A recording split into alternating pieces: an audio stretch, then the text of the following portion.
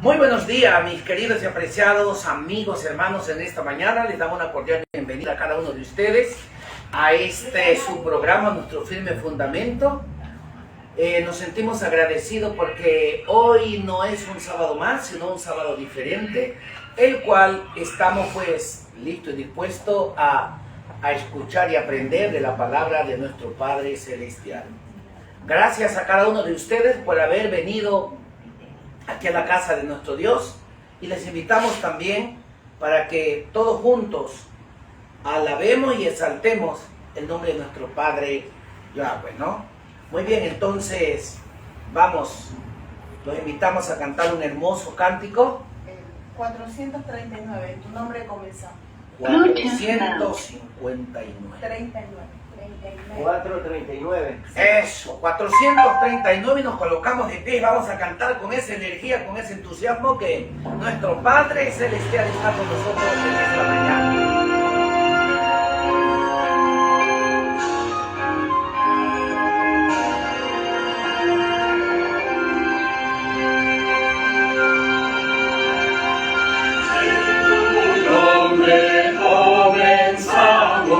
Esta escuela, oh Señor, con fervor te suplicamos, seas nuestro director, cada sábado venimos a tu escuela, oh Jesús, enseñadora, instruirnos en la ciencia de la cruz.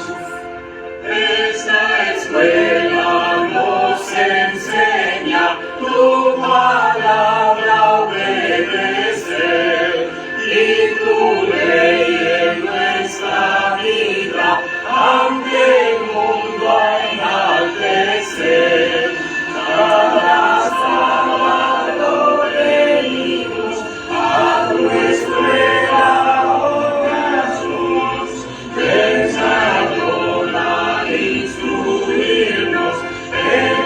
ciencia de la cruz.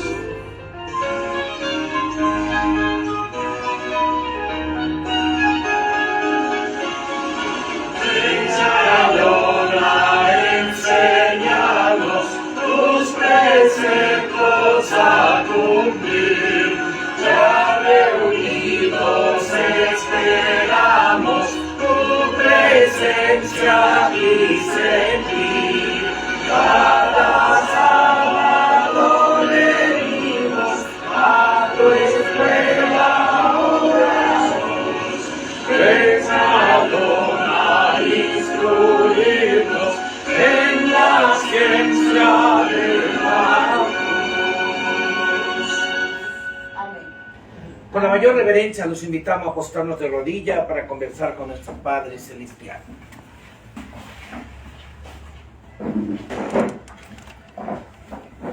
Querido Padre que estás en los cielos, alabado y exaltado sea tu santo y noble nombre en esta mañana, que venimos a alabar y exaltar tu santo nombre. Bendice a cada uno de nuestros hermanos aquí presente, donde todos podemos alabar tu nombre, poder reconocer que tú eres nuestro Elohim, nuestro Redentor, nuestro mediador entre Dios y los hombres. Gracias por estar con nosotros, y una bendición especial a cada uno de nuestros hermanos aquí presentes como aquellos ausentes, y aquellos hermanos también que nos sintonían desde todo lugar. Padre, bendícelos también a ellos. En el nombre y por los méritos de Yahushua lo pedimos. Amén, Amén. y amén.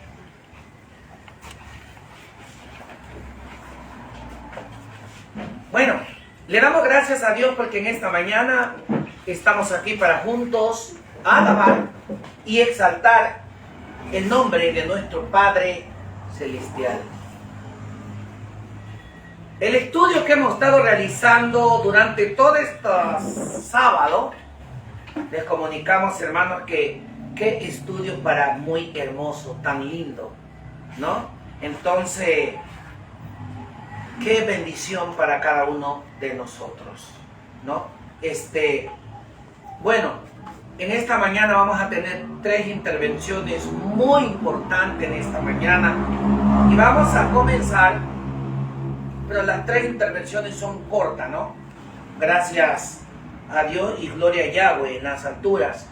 Vamos, para no perder el tiempo, vamos a invitar a los anfitriones de aquí de la escuela sabática en esta mañana. Y antes que ellos pasen, pues, le damos un cordial saludo a la provincia de Manabí, a la provincia de Esmeraldas, la provincia de Los Ríos, la provincia del Guayas y la provincia anfitriona, la provincia de Los Áchilas. Un cordial saludo para todos y bienvenidos a nuestra sintonía. A continuación, nuestra hermana Juanita y Josué Delgado, los cuales están encargados de la escuela sabática. Bienvenidos. Para la otra ocasión me saludo en mi provincia. ¿Cuál? El Oro. No, hágame un acuerdo porque la provincia que ustedes quieren me avisan y ahí estamos. Provincia del hermano Dalto. Es de Los Ríos. Muy buenos días, mis apreciados hermanos. Nuestro Padre Yahweh los bendiga siempre. Vamos a compartir en esta semana el capítulo 18 del libro Patriarcas y Profetas, ¿no? Sabemos que cada sábado es una continuación de la historia, ¿no?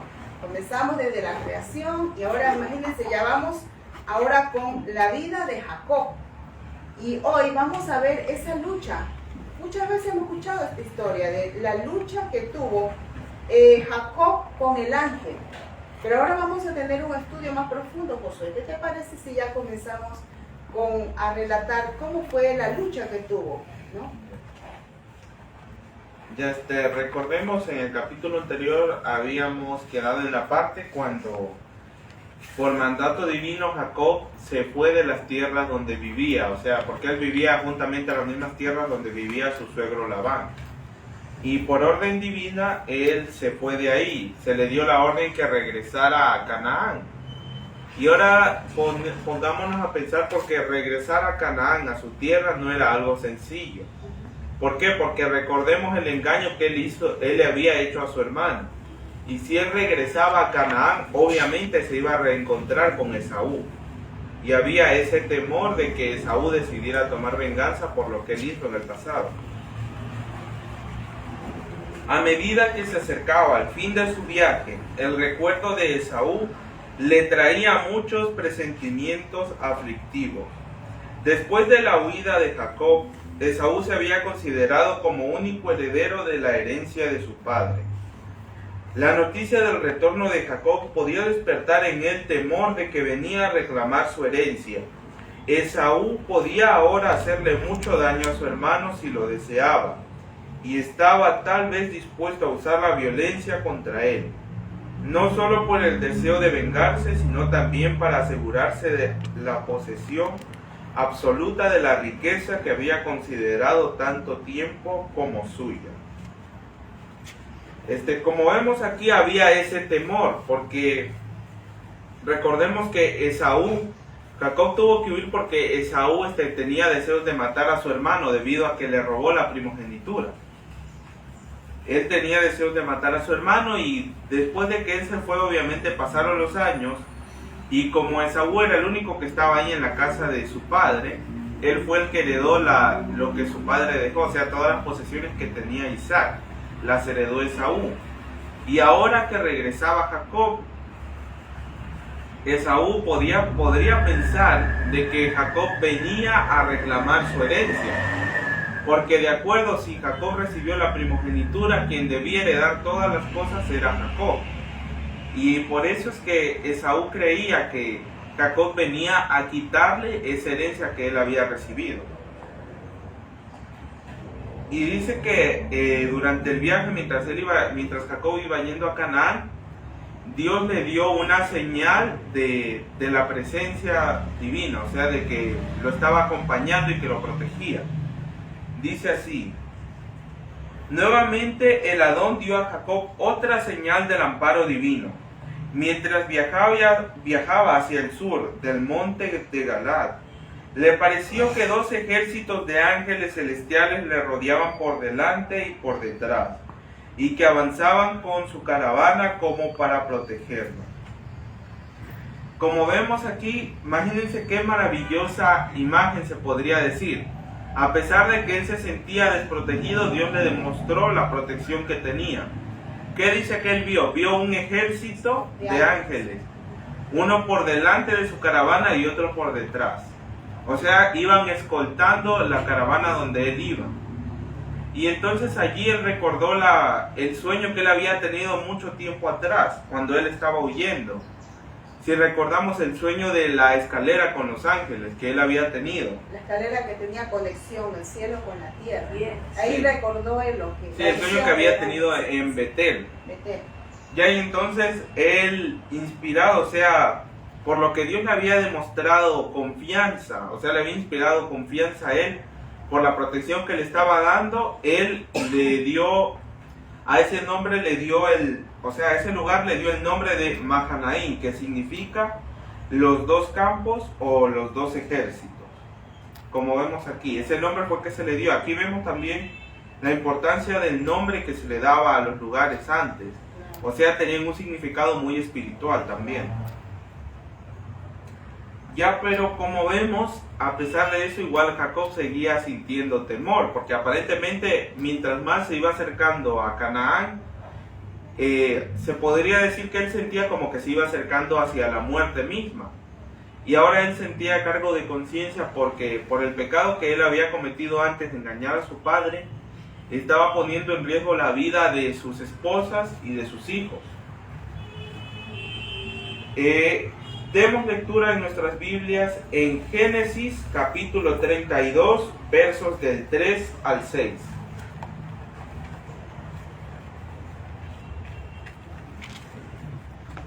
Génesis. Capítulo 32, versos del 3 al 6. Ahí vamos a ver Jacob que creyó que él podía hacer, o sea, él pensó hacer algo más en favor de sí mismo para interceder, como se dice, para quedar de mejor manera ante su hermano y explicarle que él no venía a reclamar ninguna herencia. Sí, dale lectura, por favor. Y envió Jacob mensajeros delante de sí a Esaú su hermano a la tierra de Seir, campo de Edom, y les mandó diciendo: Así diréis a mi señor Esaú: Así dice tu siervo Jacob, con Labán he morado y me he detenido hasta ahora, y tengo vacas, asnos, ovejas, siervos y siervas, y envío a decirlo a mi señor para hallar gracia en tus ojos. Y los mensajeros volvieron a Jacob diciendo: Vinimos a tu hermano Esaú, y él también viene a recibirte, y 400 hombres con él. Ya que vemos aquí, ¿por qué Jacob le daba tantos detalles de sus posesiones, de las pertenencias que tenía? ¿Por qué? Como ya mencionamos, era para que Esaú no creyera que Jacob regresaba nuevamente a Canaán a reclamar la herencia, sino que nada más venía porque buscaba el perdón de su hermano y también porque era un mandato que Dios le había dado. Como vemos, y entonces más, o sea, el miedo se apoderó del campamento al momento de que los mensajeros volvieron y dieron la noticia de que Esaú no había dado respuesta a la carta, sino que mandó a decir sino que le dijeron los mensajeros que Esaú ahora se acercaba con un gran ejército en la dirección hacia donde ellos estaban. Entonces, vino un gran cargo de conciencia sobre Jacob. Y también vemos que las personas que le acompañaban a Jacob no eran personas de guerra, entonces por eso también era el temor. Cambio Esaú venía a tener guerra. Claro, los que venían con Jacob eran pastores, siervos, o sea, nadie que tenía experiencia en guerra. Claro, instrucción para batallar. El terror se apoderó del campamento. Entonces Jacob tuvo gran temor y angustióse. No podía volverse y temía avanzar. Sus acompañantes desarmados y desamparados no tenían la menor preparación para hacer frente a un encuentro hostil. Por eso los dividió en dos grupos, de modo que si uno fuese atacado, el otro tuviera ocasión de huir. De sus muchos ganados mandó generosos regalos a Esaú con un mensaje amistoso. Hizo todo lo que estaba de su parte para expiar el daño hecho a su hermano y evitar el peligro que le amenazaba. Y luego, con humildad y arrepentimiento, pidió así la protección divina. Yahweh, que me dijiste, vuélvete a tu tierra y a tu parentela, y yo te haré bien. Menor soy que todas las misericordias, y que toda la verdad que has usado para con tu siervo. Que con mi bordón pase este Jordán, y ahora estoy sobre 2 cuadrillas. Líbrame ahora de la mano de mi hermano, de la mano de Esaú, porque le temo. No venga quizá y me hiera la madre con los hijos. Ahora vemos el principal temor de Jacob era que Esaú viniera a hacerle daño a las esposas que él tenía y a sus hijos. Porque ya a estas alturas recordemos que él estaba casado con Lea y con Rebeca. O sea, y ese era el gran temor. Entonces, como vemos, hizo que su caravana se dividiera en 2 grupos. En caso de que una fuese atacada, la otra iba a poder salvarse, iba a poder huir. Y ahí entonces Jacob se quedó en un lugar solitario. ¿Por qué? Porque él tenía gran angustia y se quedó para clamar ante Dios por misericordia y protección. Era una región solitaria y montañosa, madriguera de fieras y escondite de salteadores y asesinos. Jacob solo e indefenso se inclinó a tierra profundamente acongojado. Era medianoche, todo lo que le hacía apreciar la vida estaba lejos y expuesto al peligro y a la muerte. Lo que más le amargaba era el pensamiento de que su propio pecado había traído este peligro sobre los inocentes. Vemos aquí entonces cómo Jacob estaba tan angustiado y aparentemente todo aquí estaba en contra de él, o sea, no tenía ya ninguna esperanza. Y él entonces le clamó a Dios, y justamente mientras él oraba, de pronto él sintió que alguien lo atacaba por la espalda. Y entonces fue que una persona, no cruzaron palabra con esta persona, aparentemente era una persona. O sea, y comenzaron a luchar, y la lucha dice que era tan intensa que duró inclusive toda la noche y casi hasta el amanecer. O sea, Jacob luchaba por su vida porque creía que era un enemigo que lo atacaba. Y entonces en eso, mientras él estaba luchando, este hombre misterioso le toca el muslo y lo deja incapacitado inmediatamente. O sea, lo deja herido en el muslo, le deja el muslo doliendo, se podría decir así. O sea, ya no podía luchar como había estado luchando. Y entonces ahí fue que se dio cuenta la naturaleza, o sea, quién era en realidad este hombre, esta persona con quien luchaba. La lucha duró hasta poco antes del amanecer, cuando el desconocido tocó el muslo de Jacob, dejándolo incapacitado en el acto. Entonces reconoció el patriarca el carácter de su adversario. Comprendió que había luchado con un mensajero celestial y que por eso sus esfuerzos casi sobrehumanos no habían obtenido la victoria. Era Yahshua, el ángel del pacto, el que se había revelado a Jacob. El patriarca estaba imposibilitado y sufría el dolor más agudo, pero no aflojó su asidero. Completamente arrepentido y quebrantado, se aferró al ángel y lloró y rogóle, pidiéndole la bendición. Debía tener la seguridad de que su pecado estaba perdonado. El dolor físico no bastaba para apartar su mente de este objetivo. Su resolución se fortaleció y su fe se intensificó en fervor y perseverancia hasta el fin. Vemos aquí qué fue lo que pasó. ¿Quién era este aparentemente hombre? ¿Quién era? Dice, era el ángel del pacto, o sea, era el mismo Hijo de Dios, era Yahshua, con quien él había estado luchando toda esa noche. Y entonces él, al darse cuenta de quién era, él lloró y le pidió, o sea, que lo bendijera. ¿Por qué él estaba tan desesperado por eso? Porque él estaba necesitado de tener una seguridad de que su pecado había sido perdonado. El pecado que él había cometido muchos años atrás, porque recordemos que ese era el motivo de su angustia ahora. Y perdón que te interrumpa, Josué. Y algo que debemos notar aquí con Jacob, era algo que le atormentaba a Jacob. Imagínense ya de qué tiempo había salido, porque ahora ya estaba casado, tenía hijos, ya había pasado todo este tiempo, solamente sacando cuenta de los 14 años que trabajó para Labán, ahí nomás son 14 años, 20 años porque estuvo con Labán, ¿no? Entonces todo este tiempo, todos estos años, en su mente dice que le recalcaba y recalcaba el pecado que había cometido, no solamente con su hermano Esaú, sino con su padre Isaac. Y no solamente con el padre Isaac, el padre terrenal, sino con el padre celestial. Entonces era algo que le atormentaba, dice, día y noche. Y como iba camino a Canaán, dice que sus recuerdos, en su mente, volvieron los recuerdos de lo que él había hecho.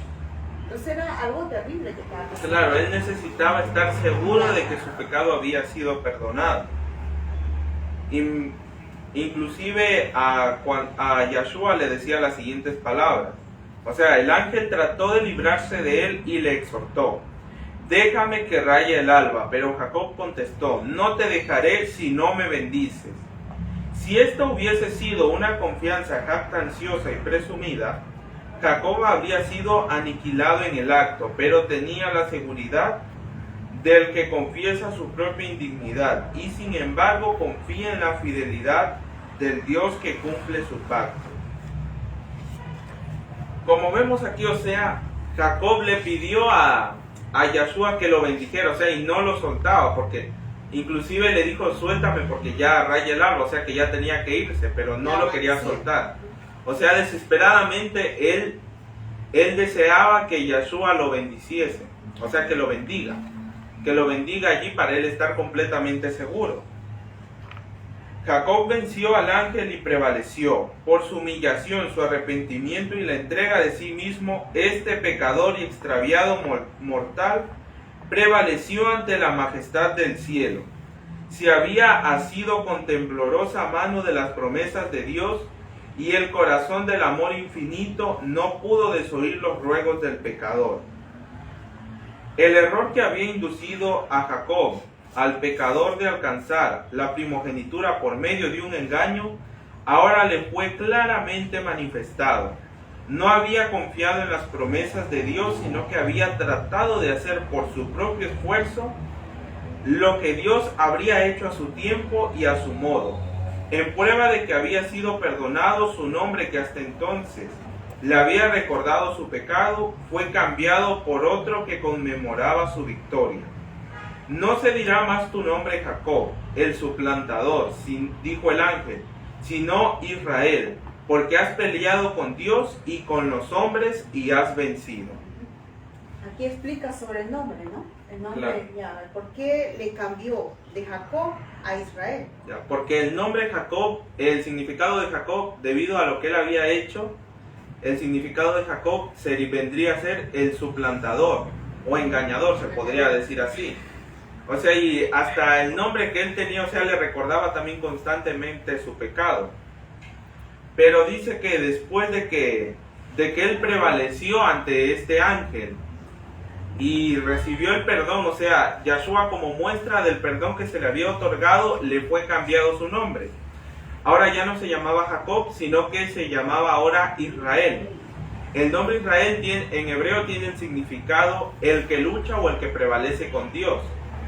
Es un significado muy grande, porque ahora se demostraba que su pecado había sido perdonado. Claro, y algo aquí que quiero recalcar, mis hermanos, por eso nosotros, si luchamos y prevalecemos con nuestro Padre Yahweh, también somos israelitas, no porque corre sangre en nuestras venas, Claro, del no pueblo de porque Israel. sea necesariamente del linaje de Abraham. El nombre mismo lo dice: todo aquel que forma parte del pueblo de Israel es aquel que lucha y prevalece con Dios.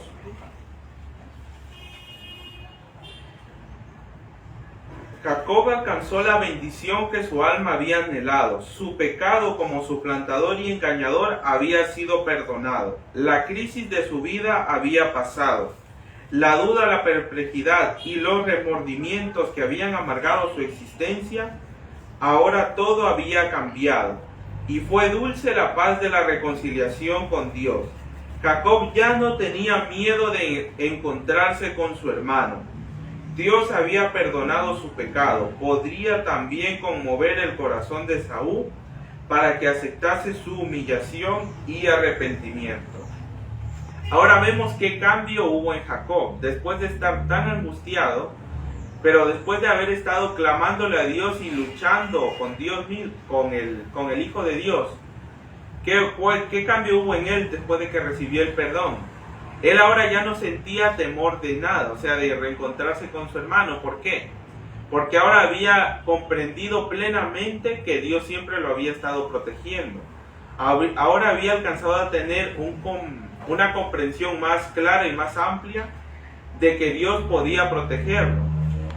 Y ya dejó de desconfiar de Dios como lo había hecho en el pasado, por el motivo por el que había engañado a su padre y a su hermano. Ahora él estaba confiado en que Dios lo protegería de cualquier forma. Y miren lo que pasó en el trayecto cuando él había estado luchando. Dice, mientras Jacob luchaba con el ángel, otro mensajero celestial fue enviado a Esaú. En un sueño, este vio a su hermano desterrado durante 20 años de la casa de su padre. Presenció el dolor que sentiría al saber que su madre había muerto. O sea, desde que engañó Jacob a su padre Isaac, ya no tuvo la oportunidad de ver más a su madre Rebeca, ¿no? Le vio rodeado de las huestes de Dios. Esaú relató este sueño a sus soldados con la orden de que no hicieran daño alguno a Jacob, porque el Dios de su padre estaba con él. Miren cómo se manifestó el padre Yahweh. Envió a un ángel para que le hiciera ver a Esaú el sufrimiento que había pasado Jacob, su hermano, ¿no? Al fin de las dos compañías se acercaron una a la otra, el jefe del desierto al frente de sus guerreros y Jacob con sus mujeres e hijos, acompañado de pastores y siervas, y seguido de una larga hilera de rebaños y manadas. Apoyado en su cayado, el patriarca avanzó al encuentro de la tropa de los soldados. Estaba pálido, lisiado por la reciente lucha y caminaba lenta y dolorosamente, deteniéndose a cada paso, pero su rostro, ¿qué pasaba? Dice, su rostro estaba iluminado de gozo y paz. Estaba dolorido, incluso ni caminaba bien, él caminaba, digamos, de lado, ¿no? Porque por la lucha que había tenido con el ángel, ¿no? Pero, ¿qué pasaba en su rostro? Dice que en su rostro irradiaba gozo y paz. Ahora vamos a aplicarlo a nuestra vida, ahora, se podría decir así. Ahora, esta experiencia, o sea, el tiempo de angustia de Jacob, como se conoce también, esa experiencia se va a volver a repetir para el pueblo de Dios, para cada uno de nosotros. Se va a volver a repetir ¿cuándo? Antes de la segunda venida de Yahshua. En el momento ya de la persecución, ya en el fin, ya de todo, vamos a llegar a una situación en la que va a parecer que el pueblo de Dios va a ser completamente aniquilado. O sea que ya no va a haber ninguna esperanza. Pero justamente en el último momento, en ese último momento, Dios actuará y nos librará. Pero ¿qué debemos hacer para poder llegar hasta ese momento? Debemos estar en una comunión diaria con Dios, aferrarnos a Dios así como Jacob se aferró a aquel ángel en esa noche de lucha. Se aferró tanto, o sea, a pesar de los sufrimientos y de todo, no debemos soltarnos de la mano de Dios. Así como Jacob lo hizo en aquella noche, él no se soltó por más de que sentía el dolor más agudo en el muslo o cualquier otra cosa. Él no se soltó de Dios, estuvo allí firme y fiel ante Dios. Ahora vemos aquí algo más, dice así. Satanás había acusado a Jacob ante los ángeles de Dios. reclamando el derecho de destruirlo por su pecado. Había incitado contra él a Esaú y durante la larga noche de la lucha del patriarca procuró hacerle sentir su culpabilidad para desanimarlo y quebrantar su confianza en Dios. Cuando en su angustia Jacob se asió del ángel y le suplicó con lágrimas el mensajero celestial para probar su fe, le recordó también su pecado y trató de librarse de él. Pero Jacob no se dejó desviar. Había aprendido que Dios es misericordioso y se apoyó en su misericordia. Se refirió a su arrepentimiento del pecado y pidió liberación. Mientras repasaba su vida, casi fue impulsado a la desesperación. Pero se aferró al ángel y con fervientes y agonizantes súplicas insistió en sus ruegos hasta que prevaleció. Miren, mis hermanos, aquí me hace recordar qué es lo que hace Satanás con nosotros. Mientras nuestro hermano Yahshua intercede en el lugar santísimo, ahora en estos momentos, Satanás, ¿qué hace? Nos acusa. ¿De qué forma nos acusa? Haciéndonos sentir que no somos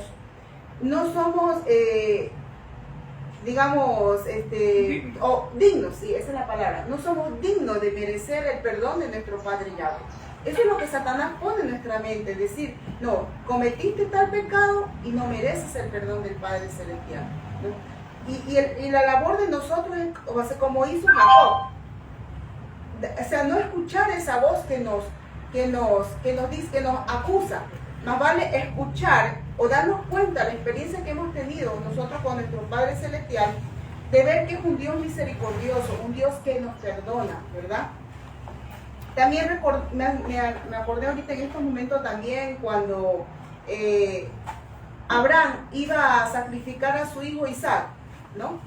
¿Qué le susurraba en el oído Satanás a Que Isaac? la ley de Dios prohibía matar y cómo era posible que Dios le pidiera que matase a su único hijo. O sea, Satanás sí, él trata por donde sea, por donde más pueda, tratar de desanimarnos y darnos cuenta de que somos tan pecadores que no merecemos el perdón de nuestro Padre Celestial, ¿no?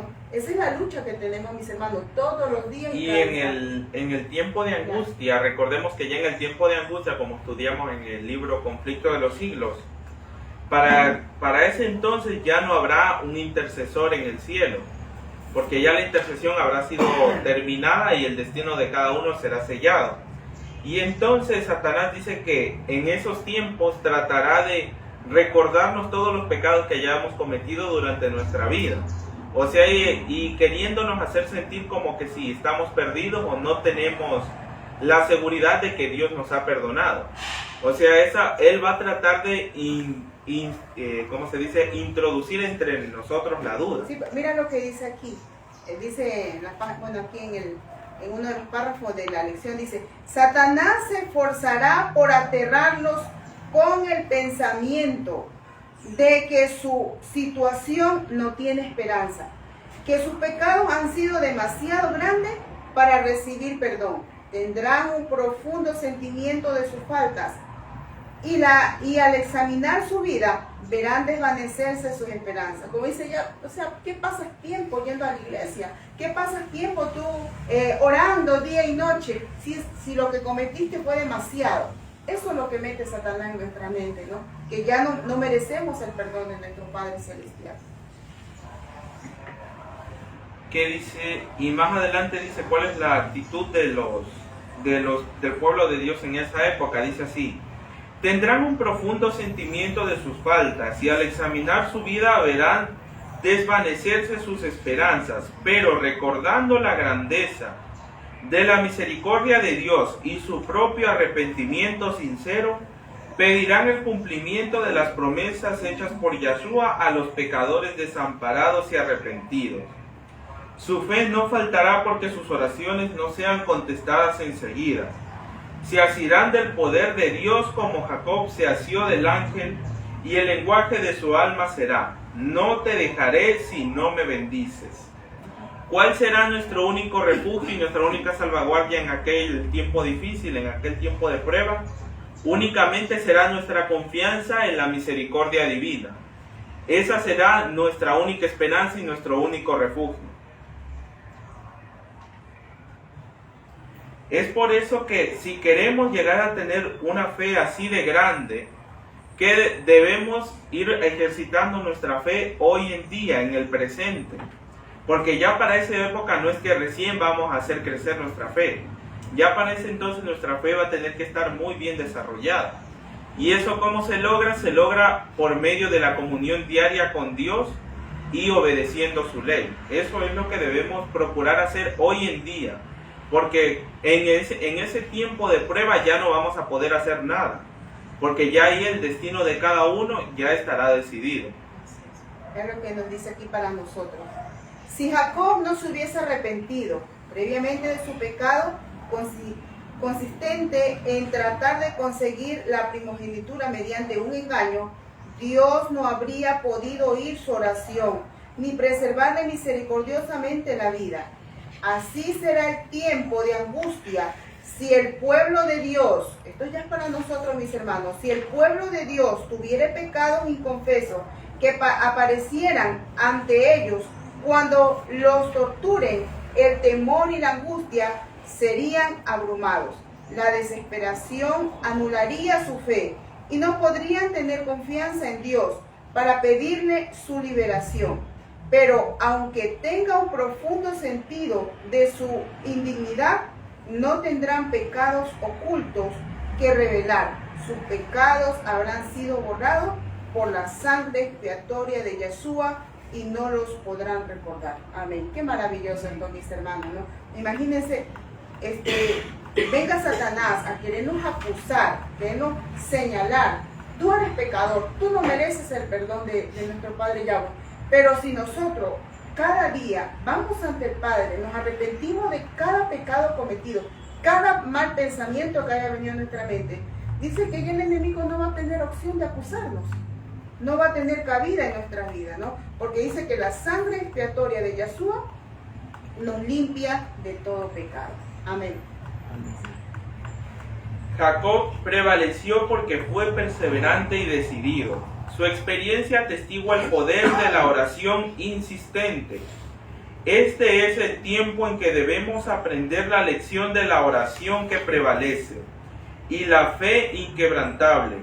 Las mayores victorias de la iglesia de Yeshua o del cristiano no son las que se ganan mediante el talento o la educación, la riqueza o el favor de los hombres.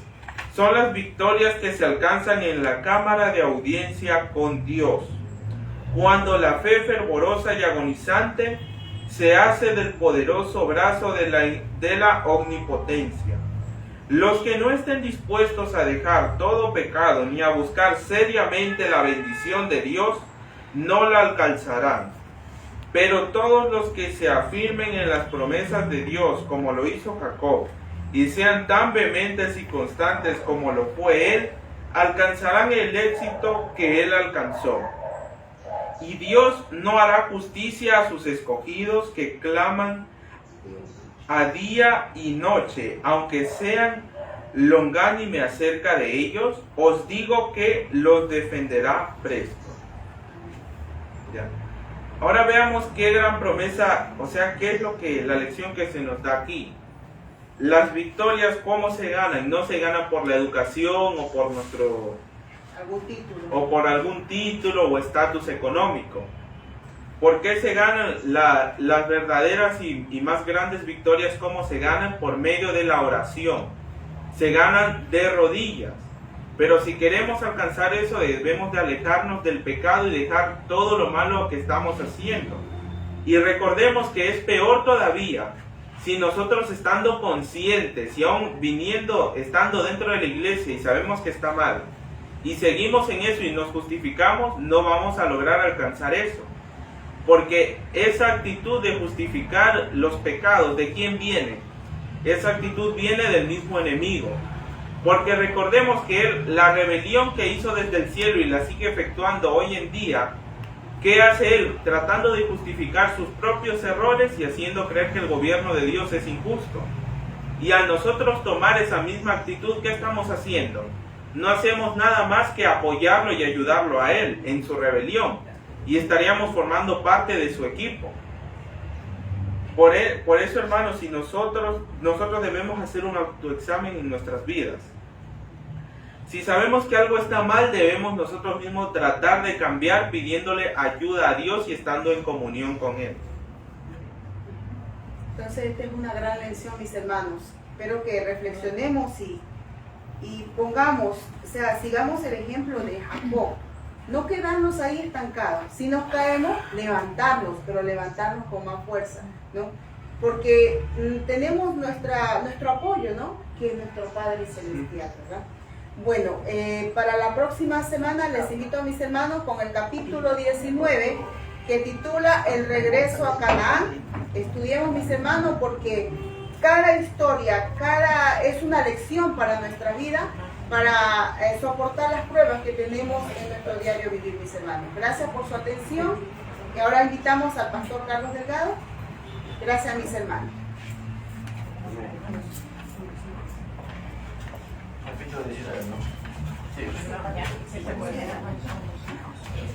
Qué interesante, qué reflectivo, ¿no? Para reflexionar las cosas, ¿no? Oiga, yo lo voy a repetir todos los sábados esto. Yo creo que todos debemos hacer un trabajo, un autoexamen en nuestras vidas, ¿no es cierto? La Biblia dice en primer lugar, el que encubre su pecado no prosperará, mas el que se aparte y los confiesa alcanza misericordia. Como líder de esta iglesia, reconozco que el primero que debe cambiar soy yo. Y si usted no reconoce, ahí sí es problema suyo. Pero yo, en primer lugar, yo reconozco que yo, Carlos Delgado, debo cambiar. Debo reflexionar. Debo aceptar cuando me equivoco. Por eso yo le he dicho, hermano, en algo que ustedes vean que yo esté mal, llámenme aparte, que yo no me molesto. Díganme, hermano, venga para acá, esto está mal en esto, cambiemos de esta manera. ¿No es cierto? Y van a ver que de esa manera, oiga, no es que vamos a ser uno de los grupos mejores, no vamos a ser grupo mejor, pero sí vamos a estar en la lista de uno de los mejores grupos. Va a haber mejor Que- convivencia. Correcto, entonces así es, pero simplemente dejémonos utilizar por el poder de Yahweh, ¿no es cierto? ¿Puedo hablar? Claro que sí. Hermano, buenos días primero. En primer lugar, usted también, si ve que nosotros estamos en algo mal, usted tiene la obligación de llamarnos aparte y decir, hermana, usted está fallando en esto. Esto no está bien y yo creo que también usted debe de hacer eso. Sí, yo Llamar creo a que cada uno y con mano dura como el Padre lo va a hacer conmigo, yo debo hacerlo con cada uno de ustedes. Y ya vamos a comenzar eso porque la ley es para todos. La ley, Usted es nuestro jefe en este rebaño. así Usted es. nuestro pastor. Pero entonces cuando veamos que las cosas están un poquito fuertes, no nos enojemos. No nos enojemos. Doble ¿ya? trabajo tenemos. Así es. Muy bien, entonces miren, hermanos, qué extraordinario en verdad, que son temas para cada día reflexionar. Yo les invito también el día martes, conéctense por favor, conéctense, vamos a conectarnos con Dalton el día martes, 8 de la noche. Sí. Bien. Yo felicito, estuvo la hermana Zaida, la hermana, ¿cómo es? Manaes, se olvida su nombre. Sí, como que fuera mezquina, pero no es mezquina. Manaes, Hermana Elsa. ¿Cuál era otro? El hermano Edgar. ¿Cuál fue el otro? Fanny también estaba escuchando. La hermana Fanny. Y tuvimos otra hermana de Estados Unidos, otra de Perú, otra de no sé qué. Bueno, algunos lados nos conectamos. Entonces, hermano, eso nos ayuda fortalecer. a fortalecernos. Y miren que hoy día vamos a hacer los temas cortos, pero precisos.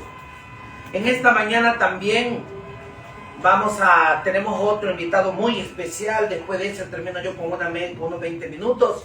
Vamos entonces, hermanos, vamos a terminar la escuela sabática con un hermoso cántico, ¿no?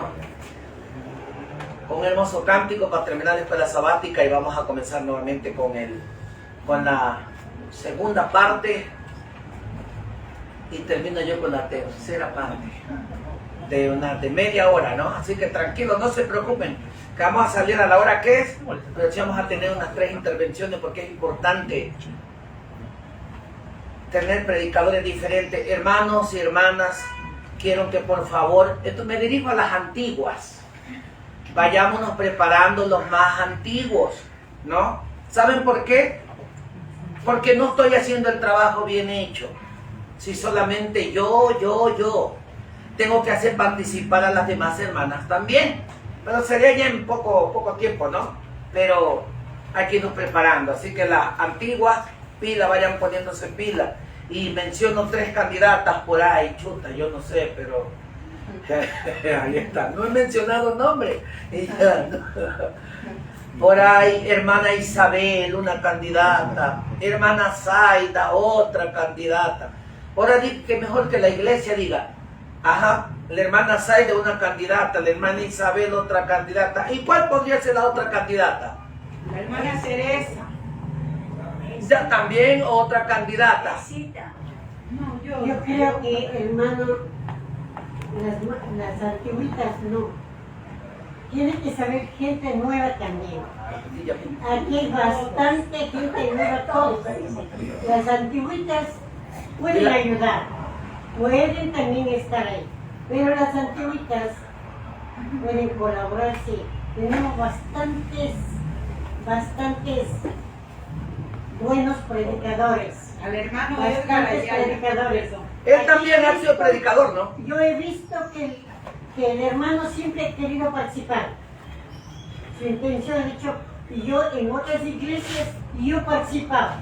Y uno de ellos está a mi lado.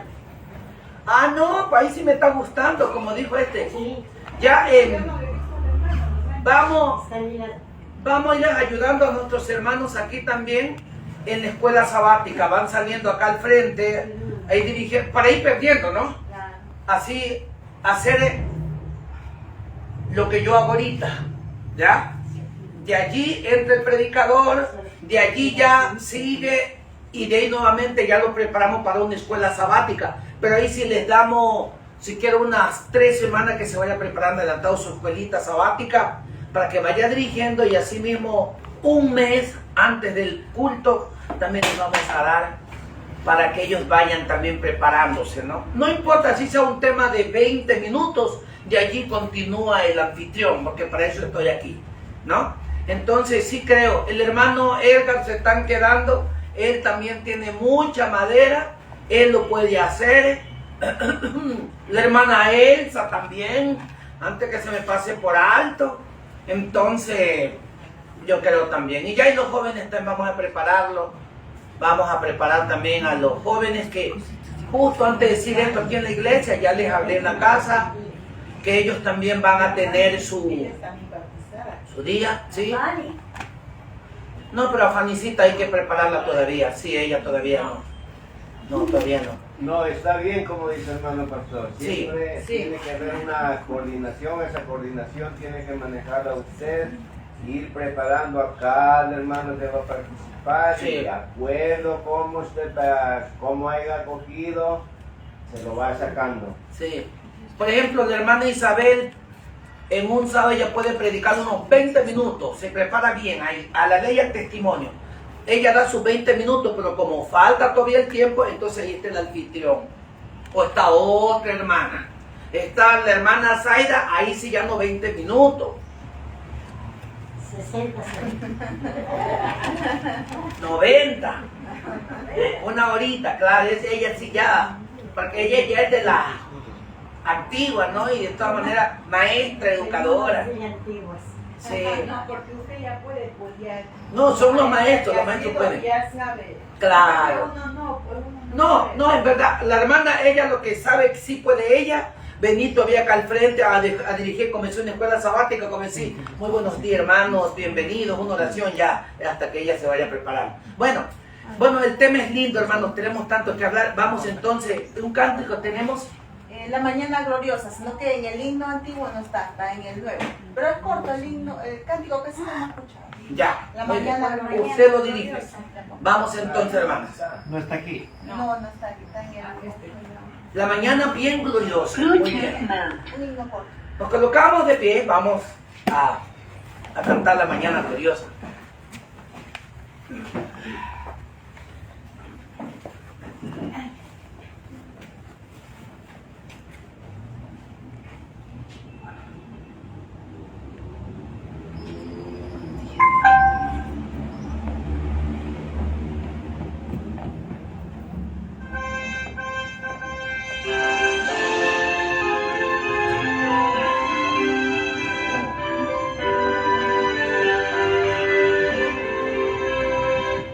Gloriosa será la mañana, cuando venga Jesús el Salvador, cuando todos unidos como hermanos, bienvenida daremos a la luz. No habrá necesidad de la luz y el resplandor, ni el sol dará su luz, ni tampoco su calor.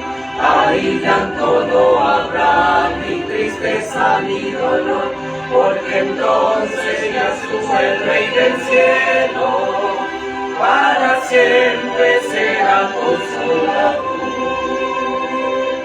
Esperamos la mañana gloriosa, para dar la bienvenida a Dios de amor, donde todo será color de rosa, en la santa presencia de Dios.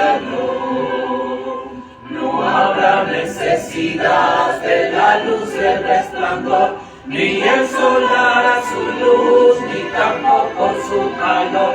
Ahí llanto no habrá, ni tristeza ni dolor, porque entonces ya sube el Rey del cielo, para siempre será consolador. Muy bien, qué maravilloso. Muy bien, no es pecado hacer una oracioncita y vamos a orar ahí como estamos, ahí de pie, ¿ya? Gracias te damos, Padre Yahweh, por poder hablar de tu santa palabra. Padre, bendice a cada hermano aquí presente, que todo lo que hablemos sea para honrar y santificar tu santo nombre. Padre, ayúdanos a cambiar en las cosas que no podemos cambiar. Ayúdanos a poder aceptar las cosas que no podemos o no queremos aceptar. Porque no estamos sirviendo al hombre, sino que te estamos sirviendo a ti. Padre, danos un corazón humilde, que en vez de molestarnos, nos dé alegría, sentir que somos amonestados para prepararnos para tu servicio. Padre, gracias te damos por estar con nosotros. Guíanos por un buen camino. Quita todo lo humano que hay dentro de nosotros, para que cada predicador que participe en un púlpito sea, Padre, honrando tu santo nombre, y que tengamos palabras de vida para vida eterna. Padre, te pedimos por Manuel Pilco que tú puedas bendecirlo en esta mañana al tomar tu palabra, que no sean sus palabras de él, sino tu palabra utilizándolo. Gracias, Padre, quédate con nosotros, en el nombre y por los méritos de Yahoshua lo pedimos. Amén. Amén. Y amén. Listo, Pablo.